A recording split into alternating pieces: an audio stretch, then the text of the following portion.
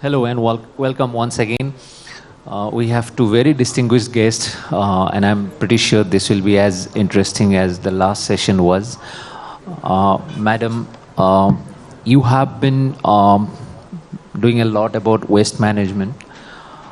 Now, I'll start with a small question. Can you recall any one small incident? Because waste management, we can talk about a local, from a local perspective or from a global perspective. But if you can highlight one small incident that triggered a much bigger impact that you saw in your experience in over the years that you have been working in this domain. Thank you. If I were to speak of one, the one that comes to my mind is when I was working at Madiwala market, in cleaning up the Madiwala market. And it so happened that the people who were working, the staff that was working, we call them the Paurakarmikas, they were not that engaged in segregating waste because we have put in a system of source segregation in the market, where we segregate based on whether the waste goes to a goshala, to a piggery, or to NGOs, or for composting. So one day we took them all to a goshala. We took all the PKs in a bus and we did it as a picnic. We took them to a goshala and they actually saw little calves and cows and they interacted with all those. And I remember one PK coming and telling me, if I could say it in Kannada, madam ನಾವು ಇವತ್ತಿಂದ ಕರೆಕ್ಟಾಗಿ ಮಾಡಿ ಎಲ್ಲ ನಾವು segregate ಮಾಡಿ ಕ್ರೇಟಲ್ಲಿ ಹಾಕಿ separate ಮಾಡಿ ನಿಮಗೆ ಕೊಡ್ತೀವಿ which means we will do our job the very best and ensure that all our food that we would normally not give to a goshala will reach the goshala completely and I could actually see the difference from 5 tons we jumped to 7 tons going to the goshala every day. It's not once a month. It's going every day. And I think this is how we got change at a very basic, at a very ground level, if that's one incident you want me to talk about. Thank you. Harsha, you have been working in greener alternatives and it's very... now it's very fashionable to talk about it, but the moment you push for a transition, lots of other things come into place, especially the cost and the infrastructure. So share a little bit about your struggle in this transition, like whenever you take up an alternative project and to make it, I would not say popular, but at least acceptable. What are the challenges that you face in terms of cost and infrastructure? Yeah. First of all, thank you for India Today for getting youngsters like me on the stage. It means a lot. I'll give you a small project that we worked on. We are funded mainly by CSRs. A lot of companies look at our work in the space of ecological restoration. We did this project where we created a lake on MG Road. We recently created this lake and it is inside the army campus at Trinity Circle. It was the first ever lake to be created after Sir Kempe Gowda. So we got a chance to be part of creating a lake in this space.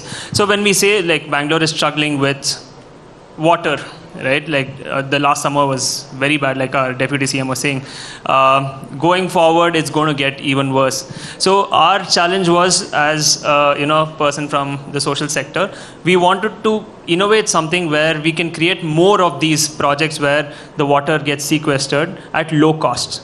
When you told that, what are the challenges that you face when it comes to, with our work, with infrastructure, it's to create these changes like small pockets at an effective cost. So if I tell you I can get to the technical aspects of it probably off stage, but it is actually possible to create these water bodies inside the city at a very low cost. So if I have to answer that at a surface level, it is very possible. We just have to implement our traditional knowledge coupled with technical knowledge, That is, there are AIs and a lot of other techniques that if we can combine our traditional knowledge and technology, we can be successful in creating these impactful projects at a, you can see all around us. Ma'am, waste management also faces the same issue, but add to that the behavioral issues, the infrastructure gaps and the behavioral issues. How do you tackle these two challenges, making people understand and believe in it, and also the infrastructure gap that our country has? So behavioral change is the biggest thing. Because for most people, my waste is not my responsibility. The minute it leaves my house, I don't care where it goes. So that is the mindset we had to fight. And we found children to be the best ambassadors of these, so we did a lot of programs in school. So as an RWA, or a Resident Welfare Association, and other parts of just being a citizenry, what we did was initially we gave a lot of awareness programs, called a lot of people, spoke a lot. But after a while, fortunately, our government, Karnataka government, was the first to ban plastic. And also SWM laws became very strict. So if you did not segregate and if you did not give waste, you could be penalized. We used that rule to the fullest extent. So much so that if someone did not give waste, also we penalized them, because we knew then they have thrown it elsewhere, because they are obviously generating waste. So I think mindset changed partly because of awareness, but mostly because of the fear of being penalized. And and also when some of the people would say, I'm not going to pay, then I'm not very proud of it, but I have done it.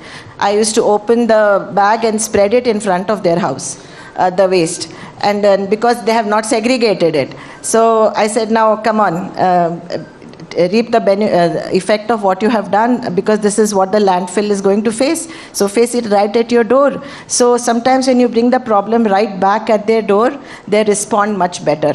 So out of the fear of, mostly it is out of fear or stress or whatever that they follow the rules. It's not out of responsibility or what's great or what's better for the society. But is it sustainable, madam? By penalizing people, can you make this sustainable in the long run? It's like someone wearing a helmet. I mean, after a while they know that they just start wearing it. Initially it's because they are penalized. Then it becomes a habit, and then they realize it's for their safety. That's the last thing they realize. So here we are, when we show awareness programs, we show kids how badly they are suffering around the landfills. And we go to schools and we are doing zero waste campus initiatives across schools. So they understand the value of waste management. And children relate very well with other children who are not doing okay near landfills. And we also tell them the food they are eating near the landfills. Actually, all our farms are around landfills. They are laden with lead and chromium and whatnot. And these are the foods that we are all eating in supermarkets. So once the kids go back to their homes, I find that they are great ambassadors to their parents, because they can shame their parents like nobody else can. So I think working with children, we have found great success. Harsha, do you think this approach is workable in terms of moving to greener technologies like penalization, apart from that awareness that the government is creating, the policy initiative and punishment? Do you think they can work in sync, or your experience is different? Actually, it's mixed. Partly I agree with ma'am, and partly I don't. One is to make conservation cool. I think in Amoga Varsha's talk, he was telling about how we can bring youngsters into what we are doing. A lot of my friends who are working in different sectors are not aware about what the ill implications of doing a certain action is. So what we have to do is make conservation activity cool, or make a sustainable lifestyle cool, because the work that we do is kind of boring. But how do we involve, which is the need of the hour, how do we involve youngsters and people to change, is by making it cool, making it a trend. That's one. And of course, how I partly agree is, if we look at the West, if they break a rule, it's like the penalties are extreme. So with the fear of not paying that money, which will affect their lifestyle, they will avoid committing these things. So we have to couple both. We have to dilly-dally with both these things by making conservation and sustainability cool, by making it more attractive, making it more involved, and also if they, do certain faults of theirs, like we can penalize them. You have any local example? You have any local example in your experience where you have seen that some amount of punishment, some amount of encouragement? Oh yes. Have worked? Yeah, our organization, we've been running this for the past 4 years, and we are the first people to make a cool initiative where we go on cleanup drives. And one of the plantation drives, we use the JCB to raise up. We had a rapper and a singer. We put him on a JCB, and all the volunteers who came there came to watch his show perform and also do the plantation activity. So there's an incentive. You're going on a weekend, you're doing a good deed, at the same time you're having fun.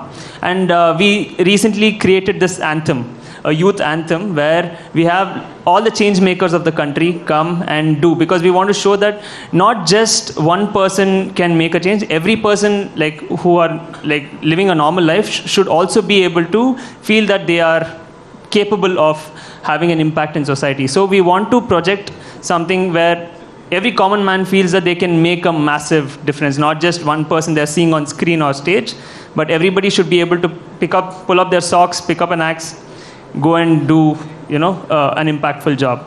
So that's something that we do, is to make it fun, to make conservation and sustainability fun for everybody to get involved. So if I can borrow from Amoga, the masala incentives. Yeah. Ma'am, as you have mentioned already, you work a lot with local communities. So can you share some lessons that you have learned working with them, which can be implemented in a larger scale, which we can scale up at national level, state level? The place I live in is called Koramangala. So we have created the first decentralized waste processing ward. It is the one and the only ward in the entire Bangalore city and probably in the country. We process around 20 tons of waste every single day. And this is segregated waste. And this comes not by magic. This comes because residents have been told and taught and penalized into segregating and giving segregated waste. Otherwise, a plant which has the capacity of 15 tons per day cannot function. So I feel this is an initiative which every RWA or a resident welfare association can take very seriously and ensure that they process their waste within their own area. There will be a park where you can compost your leaves. We have lane leaf composters in Koramangala if you walk. Every lane has about 5 or 6 lane leaf composters, where the leaves which are swept on that day are put in the leaf composters right there. So they are not burnt, A. B, they don't have to travel very far. Waste does not travel well. And waste travels with its a family of diseases. So, and leachate, which is acidic and all. So we would rather reduce this distance that the waste is traveling. So I hope that our decentralized waste processing model is replicated, duplicated and scaled across not just Bangalore, but across the country, because that's the only way we can manage. And we if I could just add, sure. We are processing about, like I said, 20 tons per day. And just with that, we have saved 3,000 tons of carbon dioxide emissions per year. Just with such a small thing. So imagine the impact that we could all do if we did it together. And we can't just depend on governments and municipalities doing it. Because like our BBMP has a logo, Nam Kasa, Nam Jawabdari. So I think if that is the thing that all of us can carry out from here, that will be a very memorable day for me today. Ma'am, as the government is very closely watching this conclave, so in terms of policy and regulations, if you want 1 or 2 changes that you think immediate changes should happen in terms of waste management regulations and policies, what would those be? So the one that comes to the top of my mind is there is something called as a NAC accreditation, NAAC, which is given to every school and college because it has to follow certain parameters, then it is UGC, given that NAAC. I would like some points to be given, like 10 points to be given to every college that becomes zero waste, and which does not use single-use plastic, which has zero waste events, which has its own cutlery bank, all the regular simple waste management techniques to follow, segregation and other things. So I think if the NAAC as a policy says we will give 10 points to all schools, colleges, organizations which follows a zero waste campus, I think we can do it like this. Unfortunately, I believe NAAC itself needs some waste management things because 100%, like our BBMP officers. They have been arrested for corruption. Coming back to Harsha, what would your suggestion be on that same ground in terms of suggestion for policy regulations? Oh yes, coming here I was thinking of a few points that I regularly think about. As our DCM sir was saying, about 7,000 borewells went dry the last summer. This can be solved in a way where people said Bangalore is holding so much population where it could only hold 20%, which was once told. It's holding way beyond, and borewells are going dry. But we can still become the model city for the entire world to see. That one thing that we haven't tapped into or looked into is the rainwater recharge pits. One in like private spaces and one in public spaces. Private spaces, I would ask the policy to be more stringent into checking each home if they have a rainwater recharge pit. Because in Kannada there is one saying where, I'll explain it in English: catch the rain where it falls. Where it falls, allow it to sequester, and whatever you have sequestered, you can enjoy. If we can do this, catch the rain where it falls, bidda ಮಳೆಯನ್ನು ನಿಲ್ಲಿಸಿ, ನಿಂತಿರೋ ಮಳೆಯನ್ನು ಇಂಗಿಸಿ, ಇಂಗಿರೋ ನೀರನ್ನು ಅನುಭವಿಸಿ ಅಂತ.